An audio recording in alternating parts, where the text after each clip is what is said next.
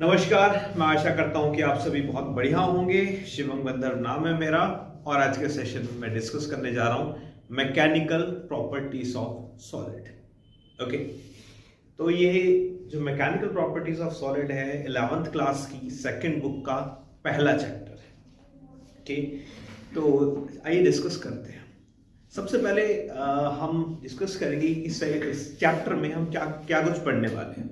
Okay, सबसे पहले हमने मैकेनिक्स पढ़ा और मैकेनिक्स में ये देखा कि जब भी किसी ऑब्जेक्ट पे हम फोर्स लगाते हैं तो ऑब्जेक्ट एक ट्रांसलेशन मोशन करता है। फिर हमने रोटेशन में पढ़ा कि अगर आप एक्सिस से कुछ दूरी पे एक फोर्स लगाओ तो ऑब्जेक्ट रोटेट भी कर सकता है। तो हमने अब तक ये देखा कि फोर्स का जो इफेक्ट है वो या तो ऑब्जेक्ट को ट्रांसलेट कराता है या ऑब्जेक्ट को रोटेट कराता है या शायद दोनों कराता है। लेकिन इस चैप्टर में हम ये देखने वाले हैं कि अगर आप फोर्स लगाओगे ऑब्जेक्ट पे तो सिर्फ रोटेशन और ट्रांसलेशन ही संभव नहीं है। इसके साथ हो सकता है कि ऑब्जेक्ट की जो कॉन्फ़िगरेशन है या ओरिएंटेशन है वो भी चेंज हो जाए। ऑब्जेक्ट का हो सकता है साइज चेंज हो जाए, शेप चेंज हो जाए, और ये सब किसकी वजह से होती है? फोर्स लगाने की वजह से। तो इस पर्टिकुलर चैप्टर में हम देखेंगे कि सॉलिड पे अगर आप कंप्रेसिव फोर्स या फिर टेंसाइल फोर्स या फिर प्रेशर कुछ भी लगाते हो तो इसका ऑब्जेक्ट की शेप और साइज पे क्या फर्क पड़ता है, इस बारे में ये चैप्टर है। Okay, so let's discuss about the mechanical properties of solid. तो पहली चीज हम डिस्कस करना चाहते हैं इसमें इलास्टिसिटी।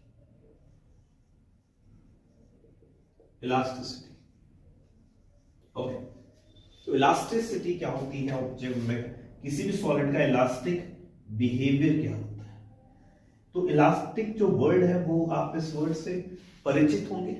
आपने इलास्टिक के बारे में सुना होगा, जिसे हम खींचते हैं और वो वापस अपनी शेप में आ जाता है। तो ये चीज सिर्फ एक इलास्टिक की मतलब इलास्टिक कोई मटेरियल नहीं है, इलास्टिक कोई पर्टिकुलर टाइप की चीज नहीं है। इलास्टिक एक बिहेवियर है और ये बिहेवियर सिर्फ रबड़ ही नहीं शो करती, ये बिहेवियर मेटल्स भी शो करते हैं। ओके, अगर आप मेटल्स को भी खींचते हो तो हो सकता है वो भी अपनी शेप जो है रिगेन कर ले। ओके, तो every object has a, not every object, many object has a tendency to regain their original shape if the shape got deformed. Okay, this property to regain their shape is called elasticity. Okay, so elasticity क्या होती है? elasticity का मतलब होता है कि object जो है वो अपनी शेप को रिगेन करना चाहता है। Object has a tendency to regain its original shape and this tendency is called elasticity. ठीक है, तो एक एग्जांपल लेते हैं इलास्टिसिटी का। For example we have a spring over here. Okay, तो स्प्रिंग है इस तरीके का और ये स्प्रिंग जो है खाली स्प्रिंग है, इस पे कोई मास वास अटैच नहीं है। और मैं क्या करता हूं, इस पे हल्का सा अगर एक मास अटैच कर देता हूं तो जाहिर सी बात है ये स्प्रिंग क्या करेगा? एक्सपैंड कर जाएगा और अब इस स्प्रिंग की वो शेप नहीं रही जो इसकी पहली शेप थी। तो इसका बिहेवियर क्या हुआ? ओके, ठीक है, मैंने इस पे फोर्स लगाई और इसकी शेप और साइज भी थोड़ा सा चेंज हो गया। लेकिन अगर मैं इस मास को फिर से हटा देता हूं तो ये क्या करेगा? ये वापस अपनी शेप रिगेन कर लेगा। So this spring is having a tendency to regain its shape. So when a material has a tendency to regain its original shape, we call it as some elastic property. Okay. तो elasticity को अगर मैं सरल भाषा में लिखना चाहूं, elasticity is a tendency of material to regain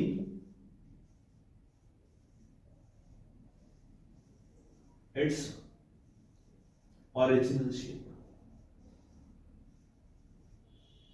ठीक है, तो it's a tendency of object to regain its original shape. Okay, elastic एक वर्ड होता है, दूसरा वर्ड होता है प्लास्टिक।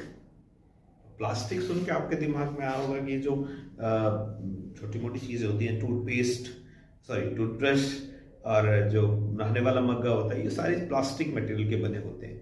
तो प्लास्टिक भी एक मटेरियल नहीं है, plastic is a property. Okay, तो जो मटेरियल वापस अपनी शेप को रिगेन नहीं कर सकते हैं उसको हम कह सकते हैं दीज मटेरियल्स आर प्लास्टिक।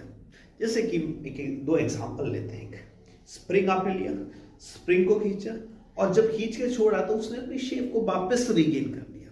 लेकिन अगर आप प्लास्टिक का एक वायर लेंगे और उसे काफी ज्यादा फोर्स लगा के खींचते हैं तो वो खिंच तो जाएगा, but it does not has tendency to regain its original shape. वो अपनी पहली वाली शेप में वापस नहीं आएगा। So that is plastic. So we can say plastic are the material that does not regain their original shape. तो plastic के बारे में थोड़ा सा लिख लेते हैं।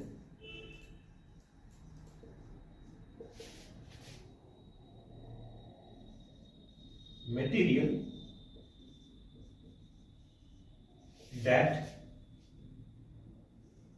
does not regain their original shape.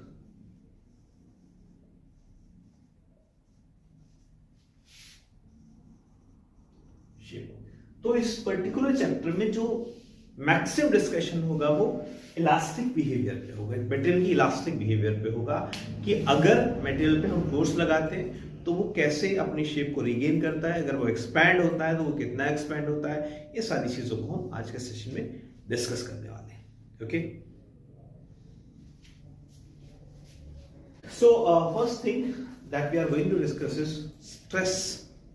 Okay, तो ये कोई मोटिवेशन सेशन नहीं है जिसमें मैं स्ट्रेस के बारे में बात करूंगा, स्ट्रेस को मैनेजमेंट करने के बारे में बात करूंगा। यहाँ हम फिजिक्स में स्ट्रेस का मतलब समझते हैं, फिजिक्स में स्ट्रेस का क्या मतलब होता है। ओके, तो बात करते हैं ये stress. So suppose we have any material. Okay, तो ये मटेरियल एक रॉड हो सकती है, ये मटेरियल एक 3 डायमेंशन शेप हो सकता है एक स्फीयर हो सकता है, या फिर एक बुक जैसी कोई सॉलिड चीज हो सकती है, एक क्यूबिकल शेप हो सकती है, right. So these are 3 shapes. Okay, तो अब हम इन शेप्स पे डिफरेंट तरीके से फोर्स लगाएंगे और जानने की कोशिश करते हैं कि इस फोर्स का अफेक्ट क्या होगा। ओके, तो सबसे पहले अगर मैं इस रॉड को खींचने की कोशिश करूं, so I am basically applying a tension on it. ठीक, मैं इस पे फोर्स लगा रहा हूं, तो इस फोर्स का अफेक्ट क्या होना चाहिए। बेसिकली ये फोर्स चाह रही है कि ये जो मटेरियल है, ये रॉड है, ये इलोंगेट कर, ये लंबी हो। वैसा तो है नहीं आप खींचते रहोगे च्युइंगम की तरह, जितनी चाहे उतनी लंबी हो जाएगी, ऐसा नहीं होगा। ये थोड़ी सी खींच सकती है, there could be some minor elongation, और उसके बाद वो इलोंगेशन होना रुक जाता है। ठीक है, तो क्यों रुका इलोंगेशन? ये इलोंगेशन इसलिए रुका, ठीक है, see we are applying some force on it. Okay, तो आप ये कह सकते हो कि हम यहाँ पर कोई फोर्स लगा रहे हैं और इस फोर्स की वजह से ये थोड़ा सा ऑब्जेक्ट एलोंगेट हो गया। मैं यहाँ पर इसकी एलोंगेटेड इमेज बना देता हूं। Suppose this is elongated like this way.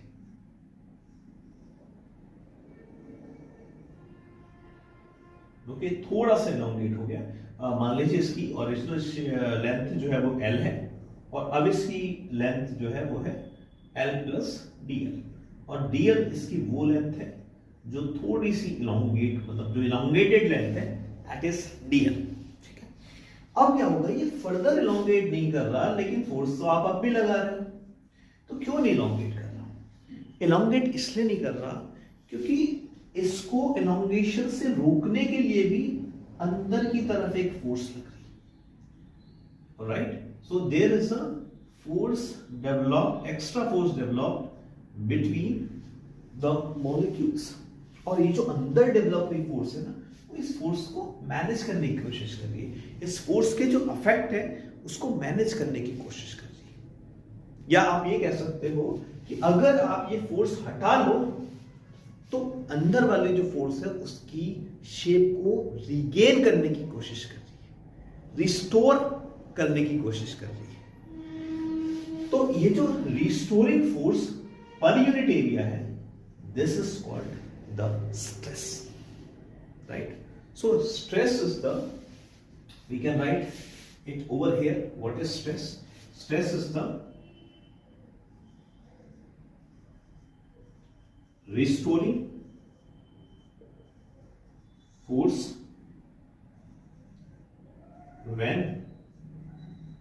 restoring force per unit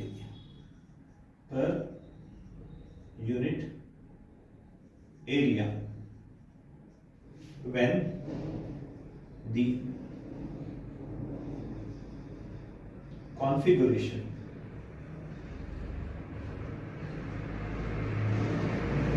of object is changed, right? अब ऐसा नहीं है कि ये हमेशा जो फोर्स लगा रहे हो रिस्टोरिंग फोर्स के बराबर होगी। अगर ऑब्जेक्ट अंडर अपनी if object is under this elastic limit, देखिए इलास्टिक लिमिट एक चीज होती है, इसको समझने की कोशिश करना। आपने एक वो वाला तार दिया जो जैसे सरियाएं बनती है ना, देखो आपने देखा होगा जैसे सरिया होती है, जैसे बिल्डिंग बनती है तो सरियों का चैनल सा बनता है, केज सा बनता है सरियों का, तो उन सरियों को जोड़ने के लिए एक पतला सा वायर होता है, या फिर आप एक नॉर्मल एल्यूमिनियम का वायर ले लो, ठीक है, एल्यूमिनियम का वायर आई होप सभी ने देखा होगा। आप उस एल्यूमिनियम वायर का स्प्रिंग बना लो, ओके, स्प्रिंग बना लो, तो स्प्रिंग को आप जब थोड़ा सा कंप्रेस करेंगे तो वो वापस अपनी शेप रिगेन करेगा, थोड़ा सा खींचेंगे तो वो वापस अपनी शेप रिगेन करेगा, उससे और ज्यादा खींचेंगे तो फिर से अपनी शेप रिगेन करेगा, लेकिन एक लिमिट से ज्यादा अगर आपने उसको खींचा ना तो वापस वो अपनी शेप रिगेन नहीं करेगा। तो जो मैक्सिमम लिमिट है ना, जहां तक आप उसको स्ट्रेस कर सकते हो या फिर मैक्सिमम स्ट्रेस जो आप दे सकते हो वो होता है उसकी elastic limit, right?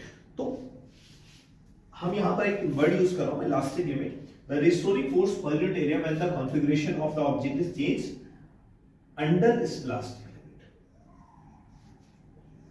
It's elastic limit is called stress.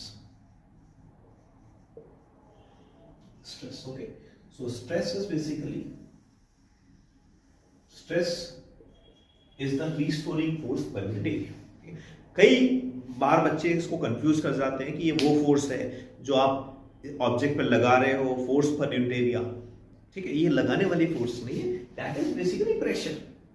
अगर आप किसी को कंप्रेस करने के लिए फोर्स लगा रहे हो तो वो आप उसमें प्रेशर लगा रहे हो, ठीक है। हाँ, उस प्रेशर की वजह से जब वो अपने मैक्सिमम कंप्रेशन पे आ जाता है तब प्रेशर और स्ट्रेस बराबर हो जाती है।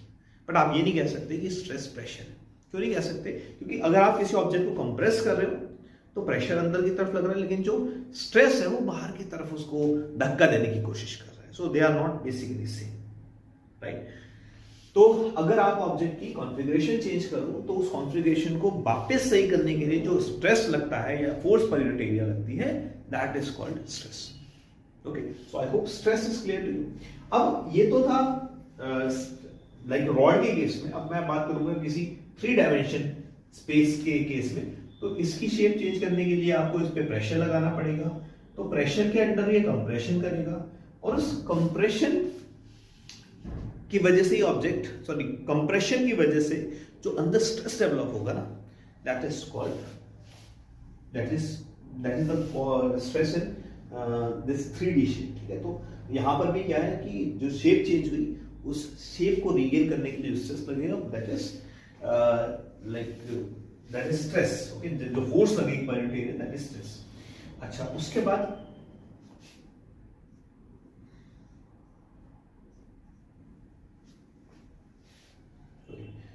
बाद यहां पर तीसरे वाले मटेरियल में भी हो सकता है आप इस तरीके से फोर्स लगा रहे हैं। एक 3 डायमेंशन शेप है और इसका जो एक एरिया, ये वाला एरिया, इस एरिया के अलोंग आप एक फोर्स लगा रहे हैं, तो क्या होगा? यहां पर ठीक है, रॉड कंप्रेस हो जाएगी। अगर टेंसर रॉड को टेंसाइल फोर्स लगा रहे हो, बाहर की तरफ को फोर्स लगा रहे हो, तो रॉड ने अपना शेप चेंज करा, उस शेप को रीगेन करने के लिए जो फोर्स पर यूनिट एरिया लगी, दैट इज स्ट्रेस। सिमिलरली यहाँ पर आप अपने कंप्रेशन का उसको मैनेज करने के लिए फोर्स पर यूनिट एरिया लगी, दैट इज कॉल्ड स्ट्रेस। अब यहाँ पर कोई भी कंप्रेशन नहीं होगा, ओके। यहाँ पर क्या होगा, अगर आप एक फोर्स दे रहे हो और that force is along the area, तो ऑब्जेक्ट थोड़ा सा टिल्ट हो जाएगा, राइट। तो ये स्ट्रेस थोड़ा सा अलग टाइप का है, इसको हम नाम देंगे शेयर स्ट्रेस।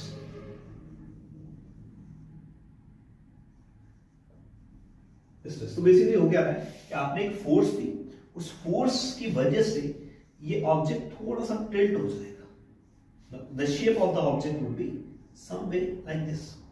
आप इमेजिन कर सकते हैं कि जैसे कोई एक बुक ली मैंने एक बुक ली और उस बुक पे हाथ रखा, जैसे गीता पे हाथ रख के कसम खाते हैं ना, तो वैसे गीता नहीं है, कोई नॉर्मल बुक, रफ रजिस्टर, ठीक है। तो रफ रजिस्टर को मैंने ऐसे पकड़ा और फोर्स जो है वो एकदम अलोंग द प्लेन लगाई। अगर मोटी बुक है तो आप इसको, मोटा रजिस्टर है तो आप इसको ज्यादा अच्छे से समझ सकते हैं कि अगर मैंने इस तरीके से रजिस्टर को पकड़ा और अपर हैंड से ऐसे फोर्स लगाई तो रजिस्टर की शेप कुछ ऐसी हो जाएगी ना। तो उस शेप को रिगेन करने के लिए इस एरिया के अलोंग एक स्ट्रेस डेवलप होगा। This stress is called shear stress. Sorry, share की स्पेलिंग गलत हो गई है, shear stress, right? So this is called shear stress. So shear stress वो फोर्स पर यूनिट एरिया है जो सरफेस के अलोंग लगे, right? And to regain its original position, sorry, original orientation आप कह सकते हैं, configuration कह सकते हैं, ठीक है? So it is force applied perpendicular to area to regain its shape. Sorry, perpendicular to area along the area. Regain its shape is called shear stress, ठीक है। तो अब बात कर लेते हैं स्ट्रेस की। अब स्ट्रेस को मैं कैटेगराइज कर रहा हूँ, right. So now I am going to categorize the stress. Straight rod लेते हैं, ठीक है। तो स्ट्रेस, इस स्ट्रेट रॉड को आप इस पे दो तरह की फोर्स लगा सकते हैं। एक, आप बाहर की तरफ को फोर्स लगा सकते हैं टू एक्सपैंड इट, या फिर हो सकता है अंदर की तरफ को फोर्स लगाएं टू कंप्रेस इट, राइट। अंदर की तरफ को फोर्स लगा रहे हैं टू कंप्रेस इट। तो देखिए, जब बाहर की तरफ को आप फोर्स लगा रहे हो तो इसके अंदर जो स्ट्रेस डेवलप होगा वो ऐसा डेवलप होगा कि इसकी शेप को पिचकाए, क्योंकि आप बाहर की तरफ को फोर्स लगा रहे हो। तो रिस्टोरिंग फोर्स किस तरफ होगी? अंदर की तरफ को। तो ये जो रिस्टोरिंग फोर्स होती है टेंशन के against, this is called tensile stress. It's called tensile stress. तो टेंसाइल स्ट्रेस क्या हुआ? It is the restoring force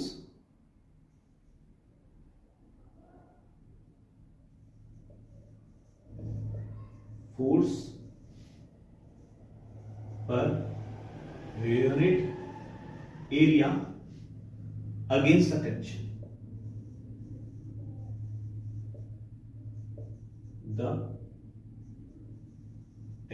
ठीक। तो रिस्टोरिंग फोर्स टेंसाइल स्ट्रेस क्या हुआ? Tensile stress is restoring force per unit area against the tension. अब इसको अगर आप कंप्रेस करें तो इसमें जो स्ट्रेस लगेगा, आप इसको कंप्रेस करने की कोशिश करें तो बॉडी चाह रही है कि अपनी शेप को रीगेन करे। तो अपनी शेप को रीगेन करने के लिए जो बॉडी को फोर्स लगानी पड़ेगी, बॉडी में स्ट्रेस होगा, बाहर की तरफ डेवलप होगा। So this stress is called compressive stress.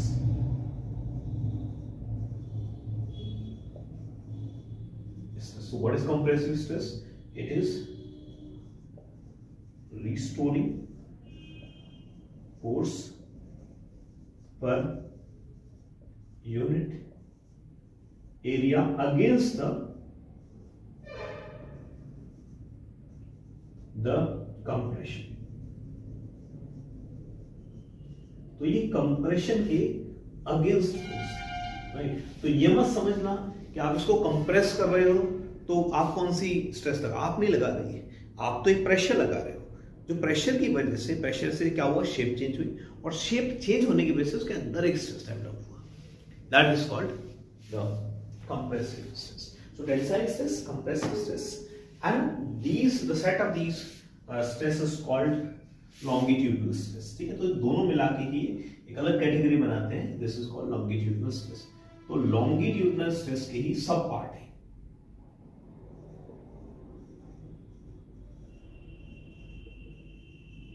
तो लॉन्गिट्यूडनल के ही सब पार्ट कौन कौन से हैं? टेंसाइल और कंप्रेसिव। ठीक, अच्छा, सो ये बेसिक कैटेगराइजेशन होती है स्ट्रेस की।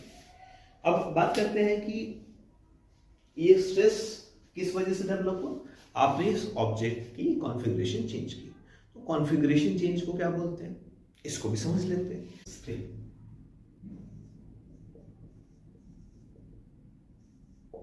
Now what is strain, strain को समझ लेते हैं।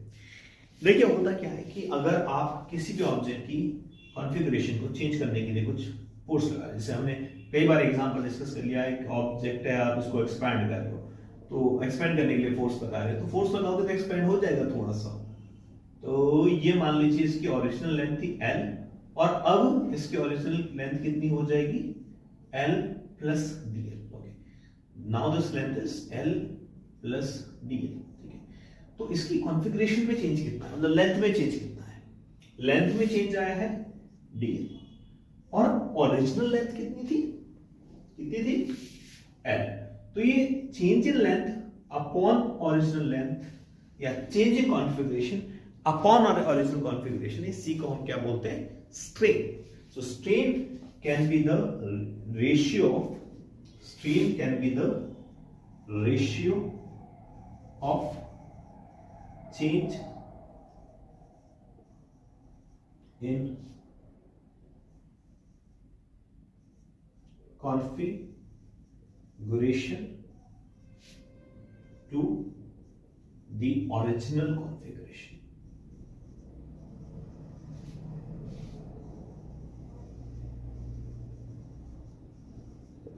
Okay, so it is called, this ratio of change in configuration upon original configuration is called strain. तो सर जैसे आपने बताया स्ट्रेस डिफरेंट टाइप के होते हैं, वैसे स्ट्रेन भी डिफरेंट टाइप के होते हैं। यहां पर मैं जिस स्ट्रेन की बात कर रहा हूं, this is called longitudinal strain, क्योंकि सिर्फ लेंथ की बात हो रही है। तो लेंथ में जो चेंज होता है, ratio of change in length upon original length is called longitudinal strain.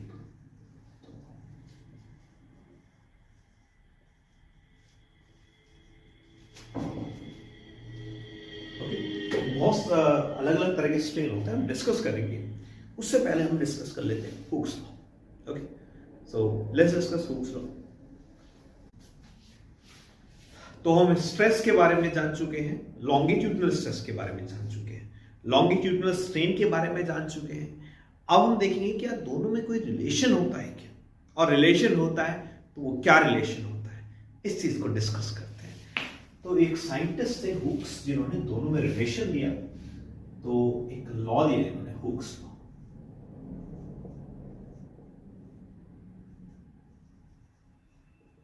So Hooke's law basically gives a relation between stress and strain. Discuss करते हैं कि क्या है। ठीक है, मान लीजिए एक ऑब्जेक्ट है, वो आपने उसकी एक साइड किसी दीवार से या किसी भी चीज से फिक्स कर दी, तो इस पे अगर आप फोर्स लगाए, मान लीजिए आप फोर्स लगा रहे हो F, ठीक है, F फोर्स लगा रहे हो, तो उस फोर्स से कुछ इलॉन्गेशन होगी, बिल्कुल इलॉन्गेशन होगी, और इलॉन्गेटेड वाली जो शेप है मैं यहां पर लिख रहा हूं। ठीक है, तो आपने फोर्स लगाया, उस फोर्स से इलॉन्गेशन हुई। अगर इसकी इनिशियल लेंथ है L, तो फाइनल लेंथ कितनी होगी, L plus delta L plus delta, और ये डेल्टा L ही क्या है, इलॉन्गेशन। तो अगर आप स्ट्रेन लिखना चाहें तो लॉन्गिट्यूडनल स्ट्रेन इसके बराबर हो जाएगा डेल्टा L अपॉन L के बराबर। तो हुक्स ने बताया कि जितना ज्यादा स्ट्रेन होगा ना ऑब्जेक्ट के अंदर, उतना ही ज्यादा स्ट्रेस डेवलप होगा, मतलब उसी रेशियो में स्ट्रेस ज्यादा डेवलप होगा। So we can say that stress inside, or longitudinal stress inside a rod is directly proportional to longitudinal strain.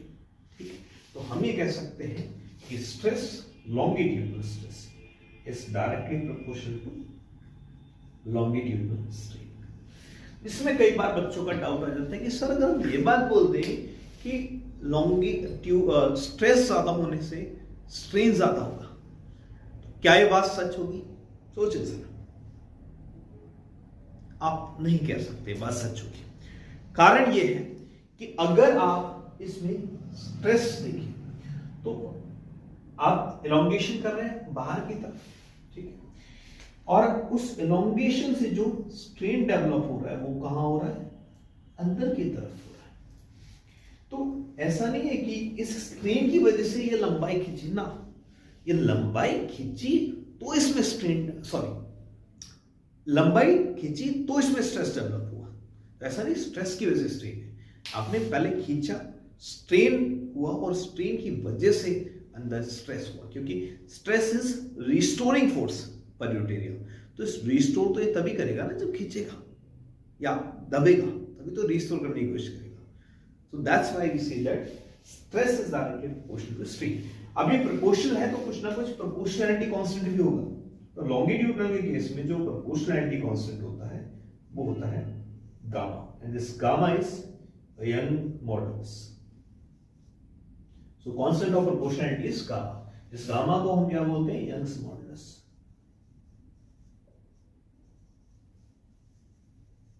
और इस यंग मॉडुलस पे डिपेंड करता है कि कितना ज्यादा स्ट्रेस देने पे, कितना ज्यादा स्ट्रेन देने पे कितना ज्यादा स्ट्रेस डेवलप होगा। ओके, देखिए आप चीज को सोच के देखो कि अगर आप एक स्प्रिंग लो, और ये स्प्रिंग पेन की रिफिल का स्प्रिंग है, कई बार पेनों में रिफिल में स्प्रिंग आता है ना, वो वाला स्प्रिंग। दूसरा गड्डी के सॉकर का स्प्रिंग ले लिया, तो क्या दोनों स्प्रिंग को बराबर खींचने से बराबर स्ट्रेस डेवलप होगा? नहीं। तो ये किस पे डिपेंड करता है? मटेरियल पे। तो उसी तरीके से ये जो यंग मॉडुलस है, जो दोनों चीजों में रिलेशन देता है, ये किस पे डिपेंड करेगा? मटेरियल पे। Okay, so this gamma is a property of material, it's a property of material, ये मटेरियल की प्रॉपर्टी। और इसी यंग मॉडुलस को हम मॉडुलस ऑफ इलास्टिसिटी भी बोल सकते हैं, मॉडुलस ऑफ इलास्टिसिटी।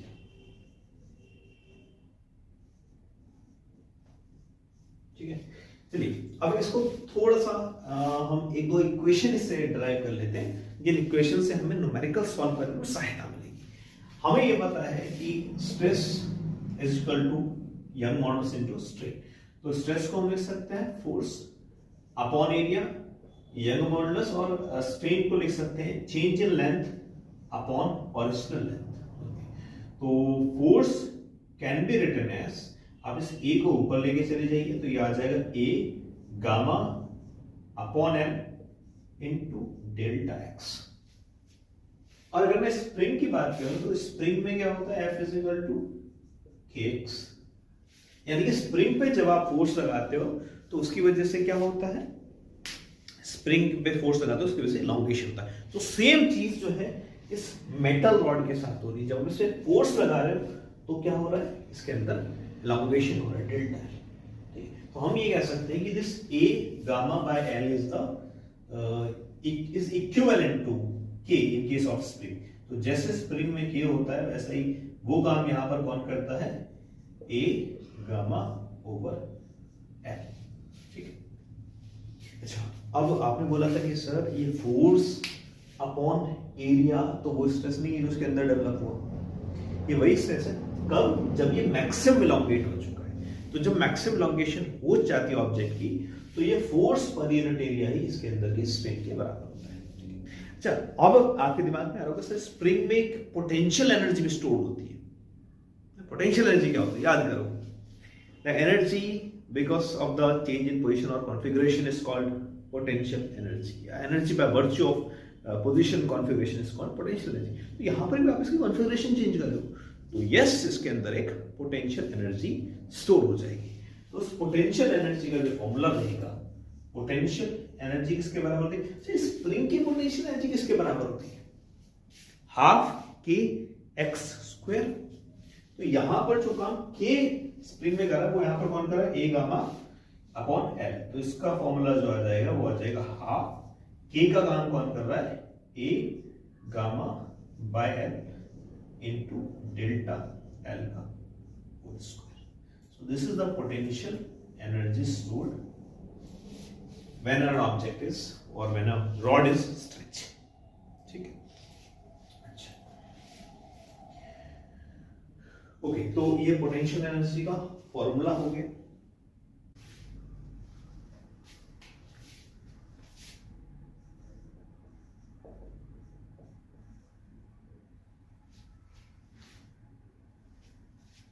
आप एक काम करो, इसको L से मल्टीप्लाई और डिवाइड कर दो. ठीक है, तो जब हम L से मल्टीप्लाई और डिवाइड करेंगे तो क्या बन जाएगा, A gamma by L square into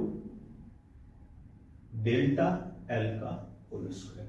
तो आप पोटेंशियल एनर्जी को जिस प्रकार लिख सकते हो, A gamma into delta L by L का होल स्क्वायर, या फिर half into area into multiply और डिवाइड करना. मल्टीप्लाई आप कर लीजिए, मल्टीप्लाई करना भूल गया मैं, L, तो ये आ सकता है A gamma and this part gives you the strain, strain का स्क्वायर इंटू L. और आप इसको ऐसे भी लिख सकते हो, half into area into gamma into strain into strain into L. तो आप गामा इंटू स्ट्रेन किसके बराबर होगा, स्ट्रेस के बराबर होगा, है. तो आप ऐसे भी लिख सकते हो, हाफ इंटू ये पार्ट क्या बन गया, स्ट्रेस, और ये क्या हो गया, strain into area into length. और एरिया इंटू लेंथ को मल्टीप्लाई कर देंगे तो आ जाएगा वॉल्यूम के बराबर. तो half into stress into strain into volume. So this could be the expression for potential energy. ठीक है, तो potential energy का हम ये expression भी लिख सकते हैं. अब कोई पूछ ले कि what is the potential energy per unit volume, तो आप उसको वॉल्यूम से डिवाइड कर दो. We can say potential energy per unit volume will be equal to potential energy by volume. जब आप इसको वॉल्यूम से डिवाइड करोगे, वॉल्यूम कट जाएगा, it will be half into stress into strain. So this could be the potential energy per unit volume. So I hope you get all the things which are taught in the class.